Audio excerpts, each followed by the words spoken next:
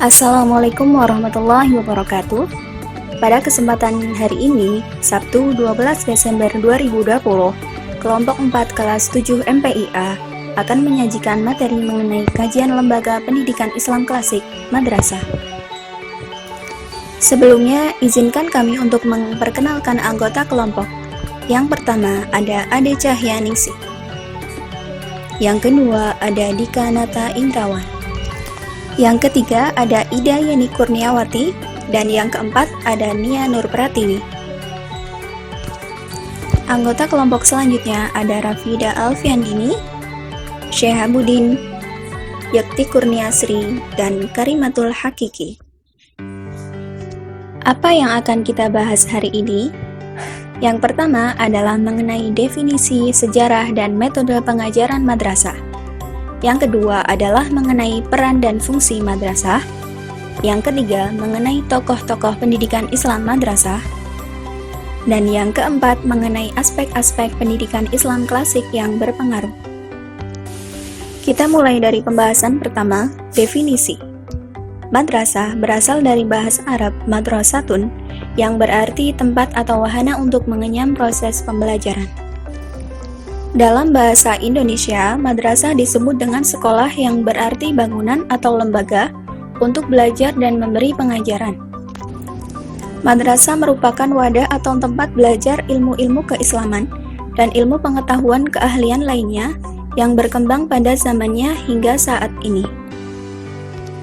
Mengenai sejarah singkat madrasah, dimulai pada pertengahan abad ke-5, berdiri sebuah madrasah yang didirikan oleh Nizam al-Mulk yang dikenal dengan Madrasah Nizamiyah.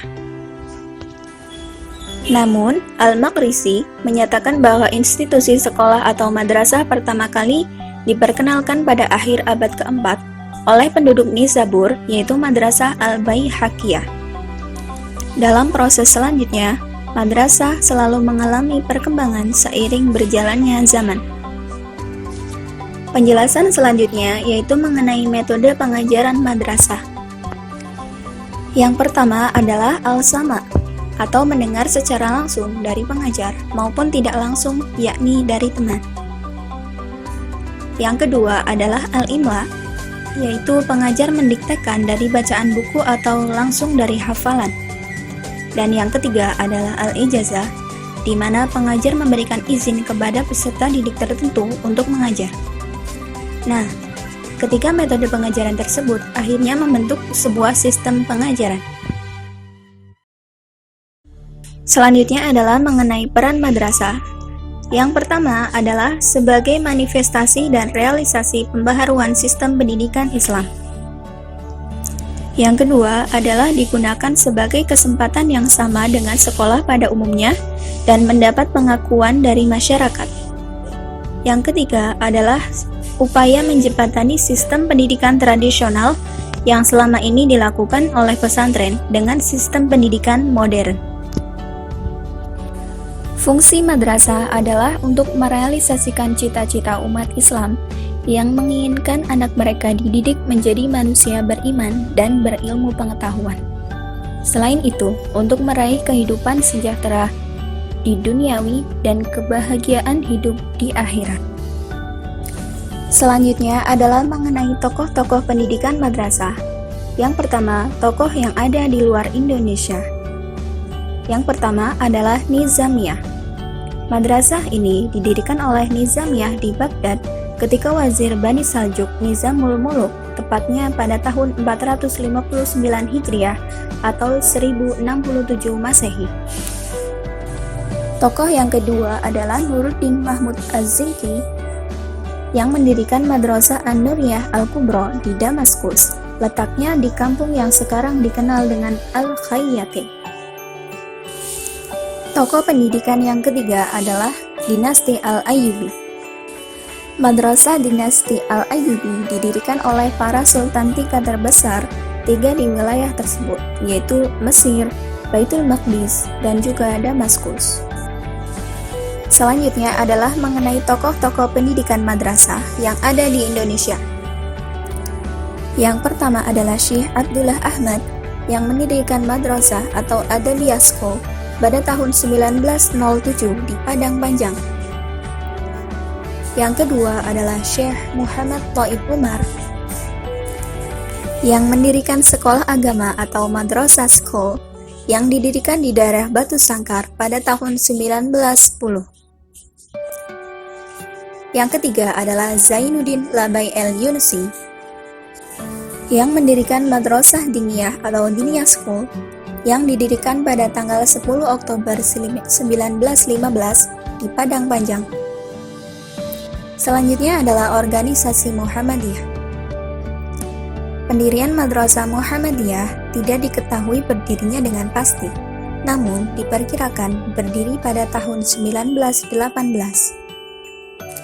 Tokoh pendidikan madrasah yang ada di Indonesia selanjutnya adalah Syekh Abbas yang mendirikan Arabia School yang didirikan pada tahun 1918 di Ladang Lawas. Selanjutnya ada Syekh Abdul Karim Amrullah yang mendirikan Sumatera Tongali, didirikan pada tahun 1921 di Padang Panjang. Selanjutnya ada Rangkayo Rahmah El-Yunusiyah, mendirikan Madrasah Diniyah Putri, didirikan di Padang Panjang pada tahun 1923, yang merupakan madrasah putri pertama di Indonesia. Selanjutnya ada Kiai Haji Hashim Asy'ari. Beliau mendirikan Madrasah Salafiyah yang didirikan pada tahun 1916 di tempat Tebu Ireng, Jombang, Jawa Timur. Madrasah ini berada di bawah naungan Nahdlatul Ulama. Materi selanjutnya adalah mengenai aspek-aspek yang berpengaruh. Aspek yang berpengaruh yang pertama adalah tempat atau sarana dan prasarana. Dikenal dengan ruangan muhadharah atau ruangan diskusi beserta bangunan-bangunan dan fasilitas lain yang berkaitan dengannya, sehingga proses pembelajaran menjadi lebih efektif. Yang kedua adalah aspek kurikulum atau materi. Belum mempunyai kurikulum yang seragam, tetapi masih bervariasi antara madrasah satu dengan yang lain. Hal ini tergantung pada guru serta pendiri madrasah. Tetapi, ilmu agama masih mendominasi dengan Al-Quran sebagai porosnya. Aspek yang ketiga adalah metode. Madrasah memiliki 3 metode pembelajaran, yaitu Al-Sama', Al-Imla, dan juga Al-Ijazah. Aspek selanjutnya adalah mengenai tujuan pendidikan. Tujuan pendidikan madrasah adalah guna menyesuaikan tuntutan masyarakat supaya dapat meraih kehidupan sejahtera, baik di duniawi ataupun kebahagiaan hidup di akhirat. Karena adanya tuntutan tersebut, akhirnya madrasah melakukan upaya modernisasi dalam segala hal. Aspek yang terakhir adalah pengajar atau guru. Pengajar atau guru adalah seseorang yang mengajarkan materi pelajaran kepada peserta didik, di mana memuat ilmu Islam dan ilmu umum di dalamnya. Akhirnya, sampailah kita pada simpulan materi pada hari ini. Yang pertama, madrasah merupakan wadah atau tempat belajar ilmu-ilmu keislaman dan juga ilmu pengetahuan keahlian lainnya yang berkembang pada zamannya hingga saat ini.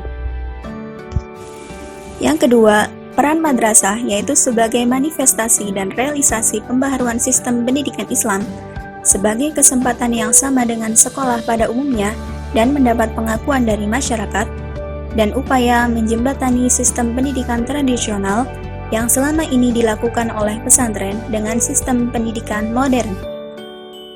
Selanjutnya adalah tokoh-tokoh pendidikan Islam madrasah mengambil peran dalam negeri maupun di luar negeri. Dan simpulan yang terakhir adalah mengenai aspek-aspek yang berpengaruh dominan dari lembaga pendidikan madrasah pada pendidikan saat ini adalah diantaranya sarana prasarana, kurikulum, metode, serta pengajar atau guru. Demikianlah paparan materi dari kelompok 4 mengenai kajian lembaga pendidikan Islam klasik madrasah. Apabila banyak kekurangan, kami mohon maaf. Terima kasih. Wassalamualaikum warahmatullahi wabarakatuh.